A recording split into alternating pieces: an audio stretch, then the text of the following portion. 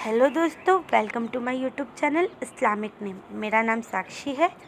दोस्तों, इस चैनल पे हम आपके नाम से रिलेटेड जानकारी देते हैं, जैसे आपके नाम का मतलब, लकी नंबर, लकी दिन, lucky colour, lucky stone, lucky metals.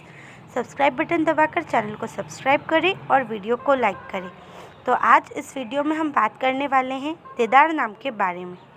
देदार नाम लड़कों के लिए इस्तेमाल किया जाता है। देदार नाम एक इस्लामिक नाम है और पर्शियन ज़ुबान से लिया गया है।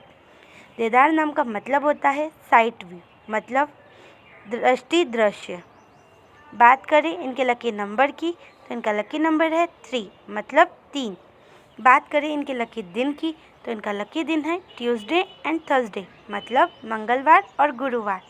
और बात करें इनके लकी कलर की, तो इनका लकी कलर है रेड एंड वायलेट, मतलब लाल और बैगनी।